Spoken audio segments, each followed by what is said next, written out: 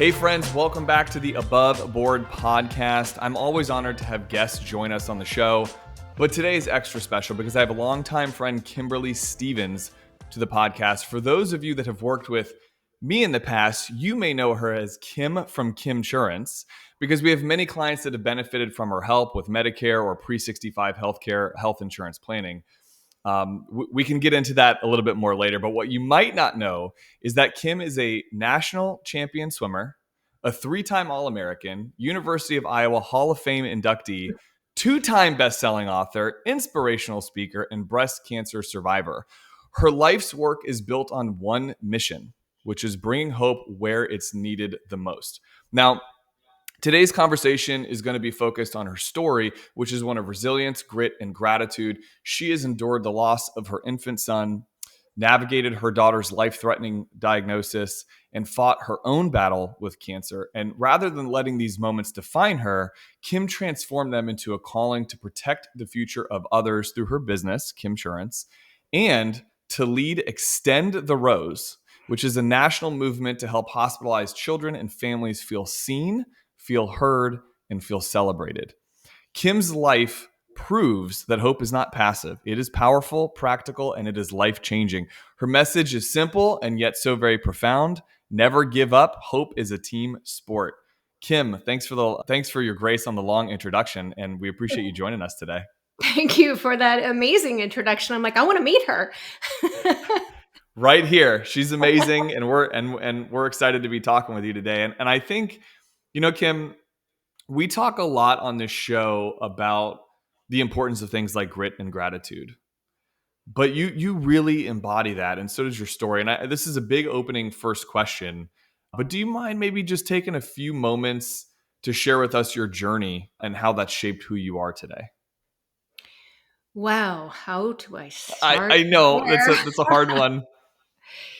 Yeah, so you shared a lot of my journey, and my journey started out as a kid really focused on feeling unworthy and learning very early on that if I was performing, especially in the pool, that my worth, or I felt a little more worthy, definitely not worthy, but everything my worth stemmed on my performance. And so as I was trying to perform to prove to myself that I was worthy, I learned a lot of grit in the pool. And it was constant, repetitive, and going all the time, striving to beat myself and others in the pool. Mm-hmm. And, there was a lot of success in the pool early on. And I really believe that God used that to propel me through a lot of moments of loss. And I could sit here and say that my life has been defined by loss, but I choose not to focus on that. I choose to focus on where I am now and what I get to do now. And it's super cool. But in order to get to today, we have to go back and look at, and recognize what's been lost in my life. Mm-hmm. So essentially, I lost my childhood, right? Because I was working to prove to myself that I was worthy. I lost my swimming career to a shoulder injury. I lost my first son. Then I lost my role as a mother and various other things that come with that loss. Mm-hmm. Then I had 3 miscarriages and lost more children. And then my daughter was born. And when she was 3 days old, they told me that she had the disease that killed her brother. And so I lost her life. And I lost a lot more there. And then we spent 4 years in and out of the hospital until she had a liver transplant. And then we spent time catching her up. Well, I had another son who was born healthy, thankfully. But we lost a lot of her childhood as well because it was always pushing to just get her over that hump of illness and disease. And I'm so grateful to say she is turning 32 this year, and she's Victoria Faith. And I Yeah. don't even need to say another thing about that because that is who she is. And then I ended up losing my marriage and my life and my family. And then I lost my health. I to breast cancer. And I fought, but that was a very expensive fight for me. And I lost my finances. Mhm. And then I lost my home. And so it's loss after loss after loss after loss. But the most important thing was that I learned grit in the pool. Mhm. Mhm. And I learned to fight it one step at a time and to just get through this next moment so that I could still see hope on the other side. And thank you to God, I never lost hope. There were moments when I did, but I never lost it from a full on perspective Yeah. because I've always known where I'm going at the end of the road. And that is my ultimate and true hope. And that's what keeps me going. And now, here I am. I can say I have all this loss, but I also am just coming off a weekend where we had an entire week going into the Children's Hospital here in Orlando and just bringing little rays of sunshine to people. And so many stories and so many wonderful, just inspiring moments, things that fill my heart with so much gratitude. And looking around and seeing this party that we put on at Advent Health for Children in the Mhm. hospital on Saturday, it was huge. We had dogs and games and face painting and roses and photos, and it was just it was festive. And, the best part of that was we got a little DM on our Instagram that a mom said, "Hey, we got discharged on Saturday night, but thank you for the wonderful party." And her son, I remember him, he's about 3. And she said the best part of the hospitalization is that all he remembers about the hospital, which was a very scary time, is that he got to go to a party. So sweet. That's so special. Can we? I have a lot of questions. I think from some of the things you just said, but let's talk about that. So this movement that you're creating called Extend the Rose. That's what you're referring to from last weekend, correct? Yes. Yes. And I'm curious. I mean, I kind of know the answer, but for our listeners hearing this, why a rose, and what does Extend the Rose? What is your hope for that, and what does that do? Yes. So the ultimate mission and goal is to bring hope to children and families in the hospital. Hmm. And it stems from my calling, which is from the book of Jude, and that is to show faith to those who are wavering in their faith. And then I always add a little addendum to that. And I hear God say back to me, because you are a person who's wavered in your faith. And it's to show mercy to those who are wavering in their faith. And that really means something to me. So Extend the Rose, I spent 4 years in the hospital with my daughter and weeks in the hospital with my first son before he passed away. My youngest, my son Daniel, actually spent 2 years being dragged as a baby into the hospital. And so he lost too, right? He lost his babyhood. and and I see there are so many families who are in the hospital now, and it's hard. It's just hard. And being able to brighten their day just a little bit um, changes everything. And so, why a rose? And this is really precious to me. So, when my first son, Braden Michael, was born, I was given yellow roses when he was born. And that was very special to me. And after he passed away, I just had these empty arms. I was a first time mom and I had no baby to hold, and I just didn't know what to do with my arms. And so I planted a yellow rose bush outside my back front door. And it was in San Diego and it was in January, and I probably didn't put it in the right place, and right. And so this thing did not bloom. And so I started calling it Charlie Brown, like after Charlie Brown's Christmas tree. And so Charlie Brown was out there and just wasn't blooming, wasn't blooming, wasn't blooming. And I'm watering and fertilizing and taking care of this thing, and it just wasn't cooperating. And then all of a sudden in late April, it had this little tiny green bud.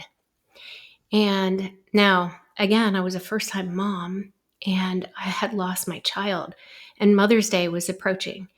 And Mother's Day was just this event that I was dreading beyond all gut out, because people didn't know if they should acknowledge me as a mom, if that would cause pain, if they should bring it up. What do you do with a woman who's lost her baby, who's a first time mom and no longer has a baby? What do you do? And so that uncertainty just really ate at my heart. And I dreaded Mother's Day coming up. And do you know, on Mother's Day, that darn rose bloomed. And it was precious. It was just a gift from God to me, saying, I see you, I hear you, I celebrate you as a mother. Recognize those words? Seen, heard, celebrated, for extend the rose. So now fast forward another month, and it's Father's Day, and there had been another little green bud, and that rose bloomed the day before Father's Day. And so I clipped the rose and I put it in the back of the refrigerator and I hid it from my husband. And on Father's Day morning, I took it out and I gave it to him. And we both just looked at that second rose and we just wept, because we knew it was God telling us we were parents, and he saw us and he loved us.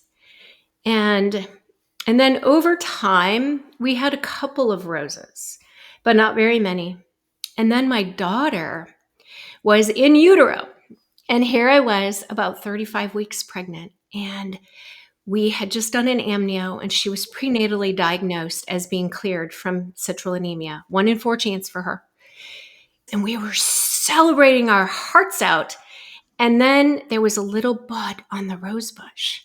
And so as my belly was growing, I was saying, oh my gosh, she's not going to be born until this rose blooms.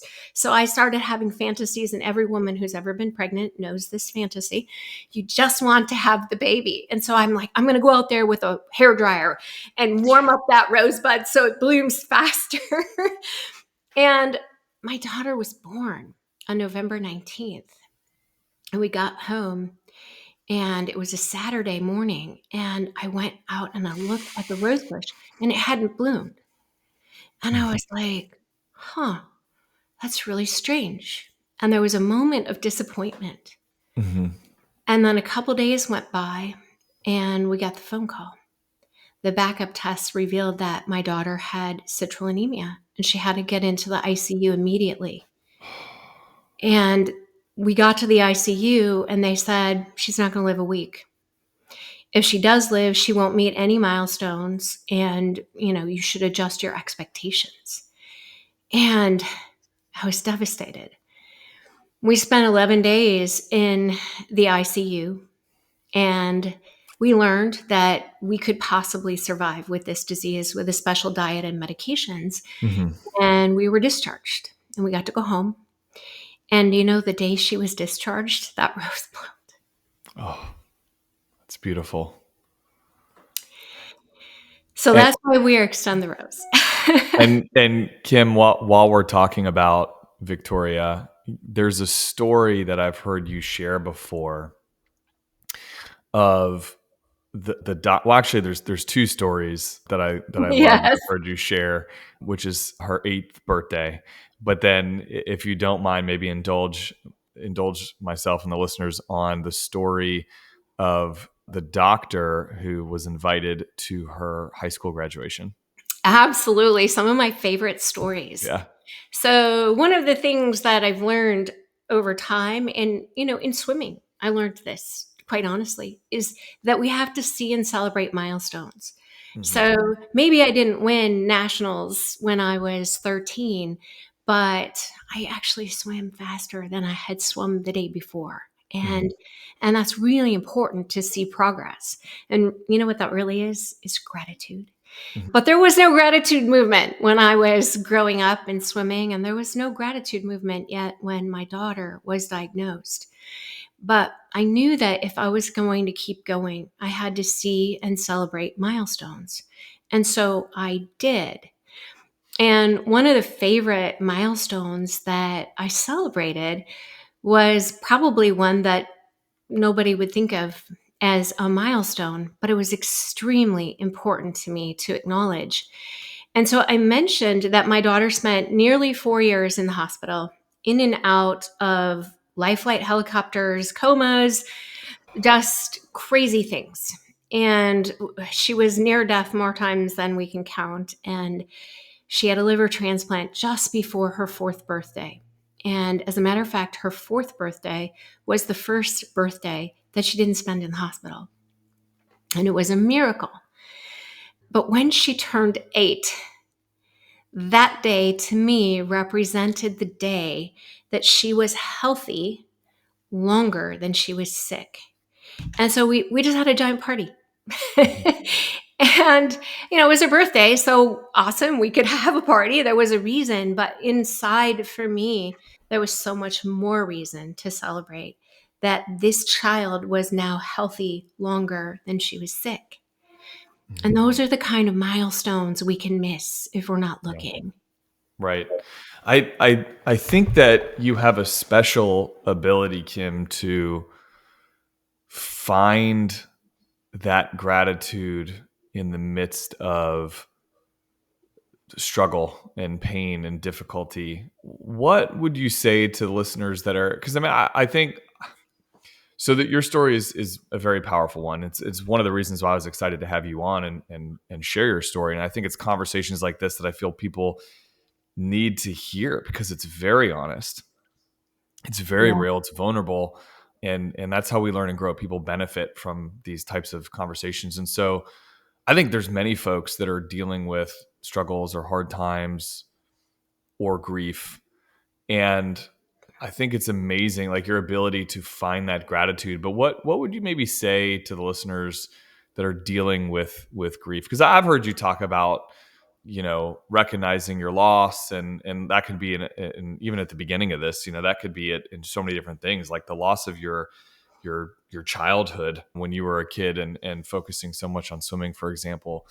So again, another open-ended question as I'm getting good at doing these with you. But what would you say to those that are listening to this that are dealing with grief as maybe a word of encouragement for them? Yeah. I put it into an acronym, Hmm. and it spells out rose. And I did not want to oversimplify anything. And by all means, even though it sounds like a simple acronym, each step of that acronym is really, really important, and you can't skip a step. And sometimes we go through the steps really fast, only to find that we need to repeat them. Hmm. And, the first and probably most important thing when we go through loss is that we have to recognize what we've lost.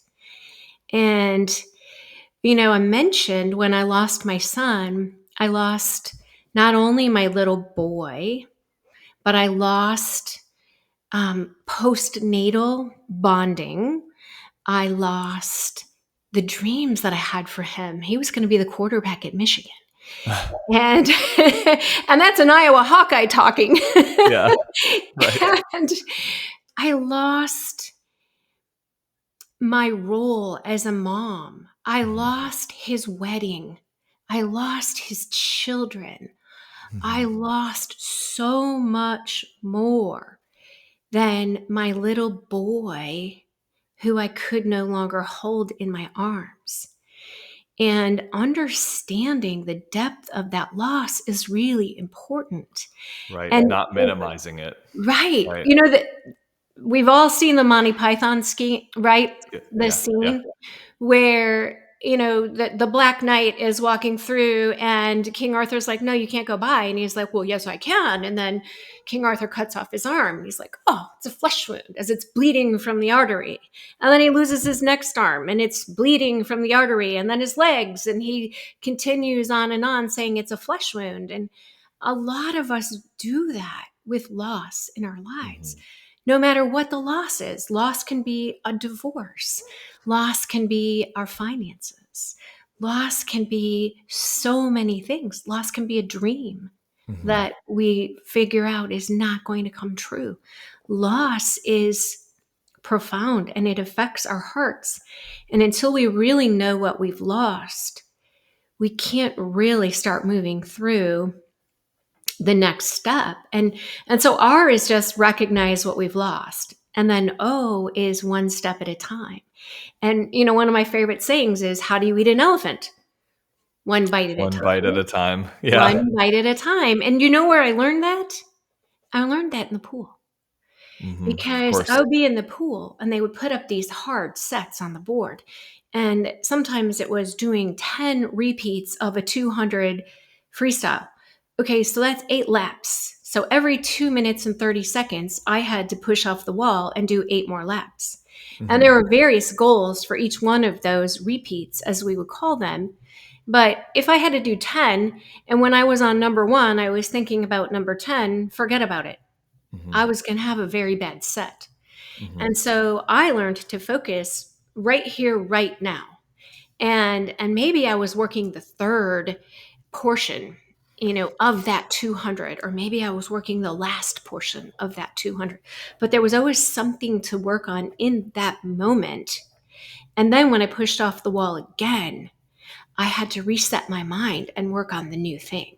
Yeah, and that in that it forced you to be very present in the exact thing that you are working on. A lot of times, I like the analogy of sports and of swimming, of competition, because maybe if you made a mistake, now we're thinking about that mistake that just happened. We're thinking about the past, or we're worried, like we're coming up to the wall. We're worried about the push off. Now we're thinking about the future, and and in this example, going one bite at a time, you're thinking about that present moment.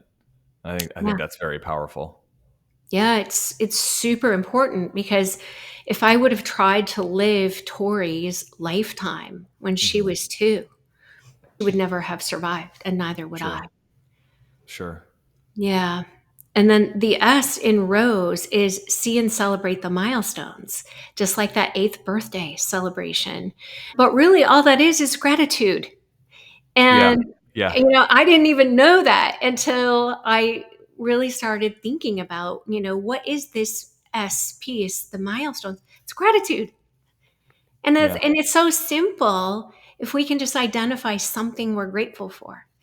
I think it's Um, simple, but I mean, it's as I'm hearing the story, I mean, I feel like I'm, my heart is hurting for you as I hear some of this story because it's just so painful, and I think about my own life and losses that I've experienced, and I mean, anyone that's listening to this is certainly having some of those feelings, and I think it's very commendable and yet difficult to be able to see and celebrate those milestones, and just like that's what I keep thinking, Kim, is like what an amazing, I love just kind of how this all, the what the rose signifies, and then being able to turn this into an acronym that you're able to kind of live by, and then extend that as a mission to help other people. yeah. That's such a beautiful thing. And by the way, I didn't mean to jump ahead to E yet, but the but But you but got it. It's obvious. I just I find,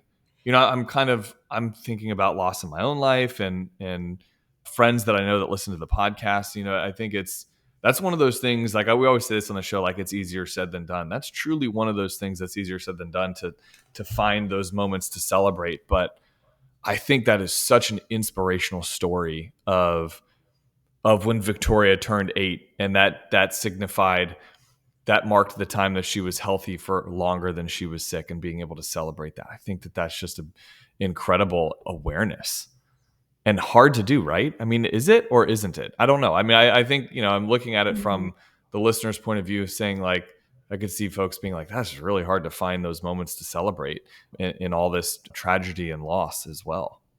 So I think that it's a discipline that we Yeah. can learn, and we can learn it one bite at a time, Hmm. right?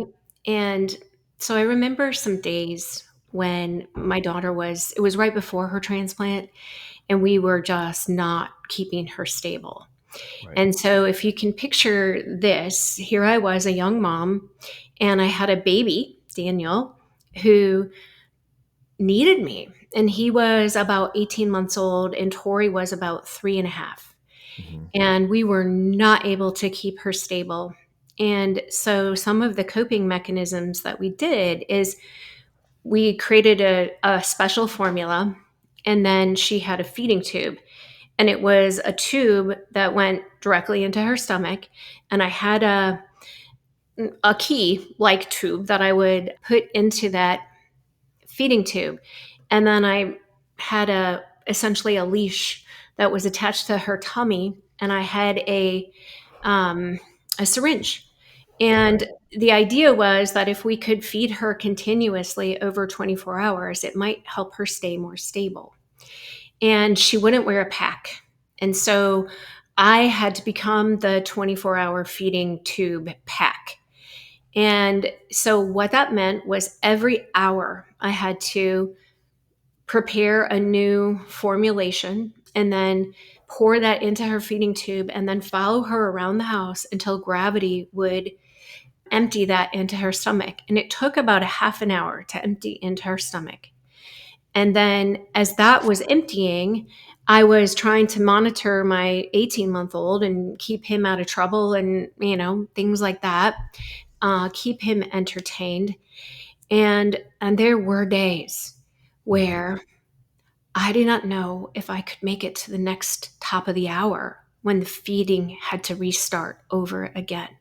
And so I lived every hour, just 1 hour at a time. Sometimes it Hmm. was just get me through until the gravity takes the food through.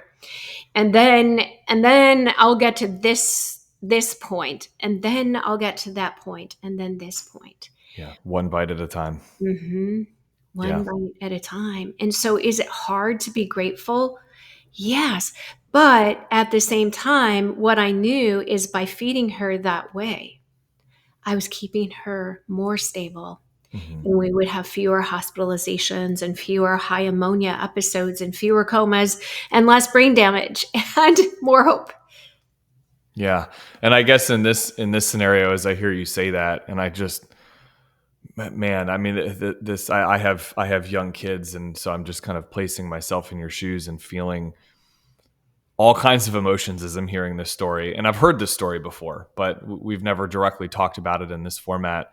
Yeah. I guess on the flip side, now I can kind of see like celebrating the milestones is pretty, is easy to do, because as you've gone one bite at a time and had these moments happen, there's a lot worth celebrating there. And I think it's Yeah. focusing on that and remembering that, where a lot of people kind of forget to. They kind of forget to celebrate the milestone. They just move on to the next thing. So I mean, that's such an important part of the analogy, the S, which is see and celebrate milestones. Yeah. And then I'll again, I shared it like 5 minutes ago, so I shouldn't have. But please Yeah. elaborate on E. The E is just extend to others. Hmm. And, Ed Milet says we're most qualified to help the person we used to be. Hmm. And so that right there, if we just help the person we were yesterday, we can actually see growth in our Yeah. own lives, which gives us more reason to celebrate. Yeah. And, this whole hospital party and spending a week back in the hospital. And oh my gosh, we had such an amazing week. But what I am starting to realize is going back into the hospital and doing this is a way to heal the woman that I was, who Yeah. spent 4 years in the hospital with my daughter. Yeah. Yeah. It's so powerful. And it's funny that you mentioned Ed Milet, because as you were talking about One Bite at a Time, I was thinking of him because he has the book called The Power of One More. And, he uses a lot of analogies in his vernacular, like on his podcast or in his book, about just one more, like do one, one more thing. And that's what made me think of that. So it's really funny that you mentioned him, actually. So a couple things. I have a few more questions. I do think, talking about the event that you did last week at the hospital, I'd like to maybe hear a little bit more for myself and our listeners. I know there's some really great events that are forthcoming with Extend the Rose. Do you mind elaborating on one or two of those? Yes, absolutely. So this last week, we were at the hospital Monday, Wednesday, Friday, and then Saturday, we had a big party. And Monday, Wednesday, and Friday were just days leading up to Saturday. And it was to create anticipation, to create hope, right? To give people something to look forward to. And Mhm. our speech was every day, Monday, Wednesday, and Friday. We really hope you're not here on Saturday. But if you Mhm. are, we're going to have a party. So come.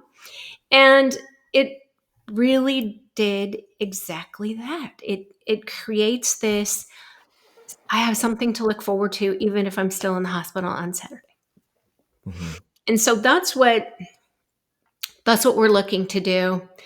And so we will continue to have in-person events in the hospital, Mhm. but we're also creating some virtual programs that I'm really, really excited about, because that will help us reach more kids and families, because the resources and the time and the volunteers and all of that to show up in person every day for a week essentially is a lot. And if we could do more virtual projects, we can reach more people with this message of hope.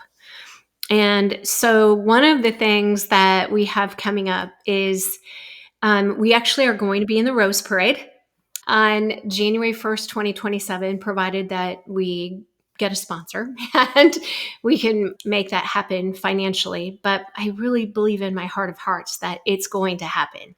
Mhm. And so, once we landed that spot in the Rose Parade, I went to Katy Perry's team and I said, we would really like to use your song Roar.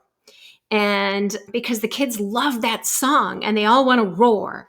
Mhm. And so we are creating, to go with the Rose Parade float, we're creating a roar gallery. And, even my son who passed away had a good day in the hospital. And I know the exact day that he would have roared. And so what this roar gallery is when a kid has a good day in the hospital, they're going to take a video of themselves roaring. And they're going to send us the video, and optionally underneath, I roared today because. Mhm. And our goal is to get 1 million roars eventually. And we can roll that out in every hospital and just celebrate the good victories that kids have in the hospital, because there are good days, right? And that's the S. See and Mhm. celebrate the milestones. And I would absolutely have loved it. I know the exact day, I know the exact moment when Braden would have been able to roar. And I would love if that were captured on a website, forever.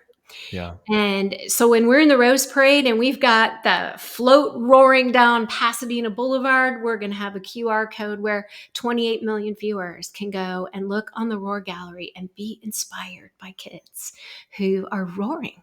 And you know what? If I look at that gallery and I see a kid who's been in the hospital for weeks and months and I see him roaring, better believe I'm going to find my own roar. Yeah.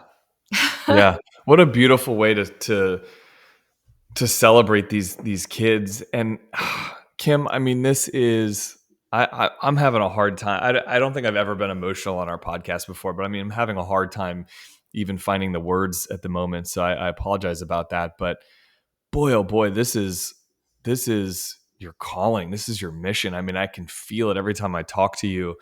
I kind of mentioned this at the beginning of this, but Kim and I work together a lot on like mutual client cases and stuff. And so it's been special for me to get to know you, Kim, because I've known you very much in the work environment setting of helping our clients.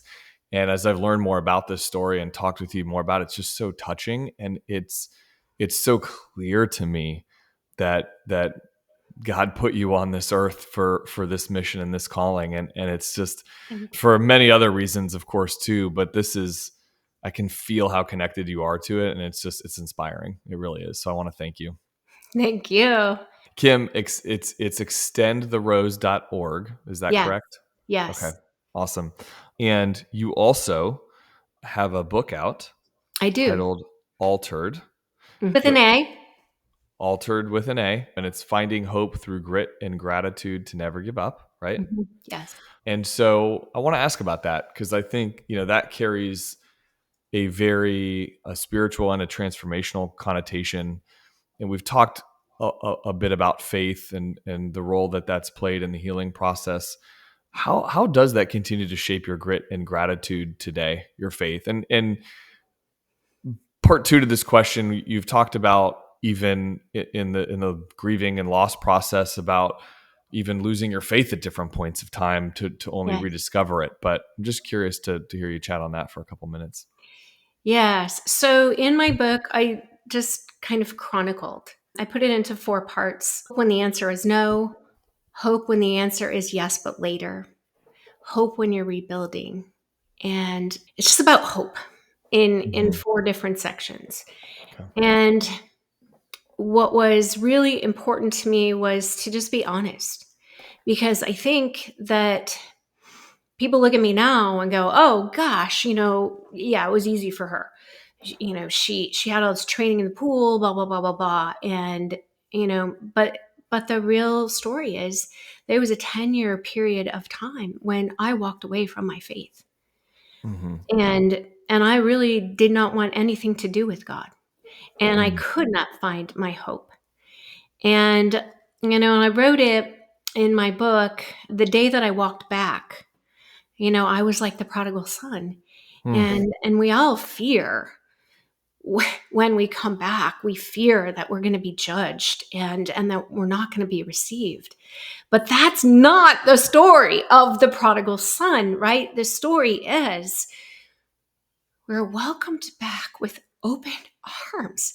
And Mm-hmm. then there is a party to celebrate our coming back. Mm-hmm. And so I was very honest about all of that in my book as I told my story.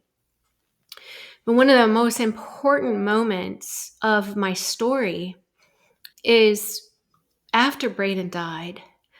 I was very, I don't even know what. I couldn't even see the sunshine. I lived in San Diego, for gosh sakes, and Mm-hmm. the sun shines every day. It's the same every day. And but I couldn't see the sunshine. And I had this beautiful friend, Lynn, who would call me every day and she would ask me, you ready to talk to God today? No. Mm-hmm. Do you love God today? No.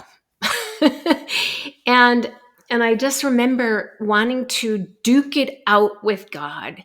Mm-hmm. And I knew for 8 months of my life, I knew that the day I died and I saw God, I saw Jesus face to face, I was going to ask him all these questions and I was going to demand my answers. Why? I Mm-hmm. want these answers. And I had this day in August, which was 8 months, 8+ months after Braden had passed away, where I just went into a chapel and I walked in there and I really didn't know what was going to happen, but it was my duke it out with God moment, just like Jacob had when he became Israel. And so I walked in the chapel and there was nobody in there. And thank goodness, because I walked in and I said, God, why? And I sat there and he didn't answer me. So I said, God, why? Mm-hmm. And he didn't answer me. And I started sobbing And I screamed it, God, why? It's so unfair. Mm-hmm. And I got my answer immediately. And I don't know if it was audible. I don't know, but I clearly heard God say, if I sat down right here in front of you in the flesh and told you all my reasons, would they take away your pain? Would they make you feel better? Would they answer your questions? And I didn't even have to answer. I was like, no, Right. nothing's going to take away my pain. Right. Nothing's going to replace Braden. Nothing's going to replace what I lost. And it was in that moment that I realized I got to stop asking the question, because the question was making me stuck. Mm-hmm. And, so I've taken all these verses out of context, but I used to think before that moment, I would see God and I would have to ask him all my questions. But now I know that as I am fully known today, when I see him face to face, I will fully know. And that knowledge that will be imparted to me the second I'm in his presence will take away my need to answer or have answered all of my questions, because I will fully know and understand the greater and truer purpose. Yeah. And he will take away my tears. There will be no more crying or sorrow or pain in my heart. And I can't wait for that day. And I know that it's not going to be me asking him questions when I get there, because as soon as I get there, it's just going to happen. And everything will be okay. Hmm. More than okay, right? Yeah. Yeah. And that's my ultimate hope. Yeah. And that's what keeps me going. And I can put that in the context of every single loss in my life. And when I'm able to answer the questions about the loss in my life with that answer, one day it's all going to be okay. I I can love go forward. I love the title of the book, Altered: Yeah. Finding Hope Through Grit and Gratitude to Never Give Up. And as I'm thinking about your story and as we're talking about it all, I just think that you were from adolescence, from your childhood, being prepared with grit Absolutely. to be prepared for these big moments and big events and grief in your life, and to be able to take that discipline and apply gratitude.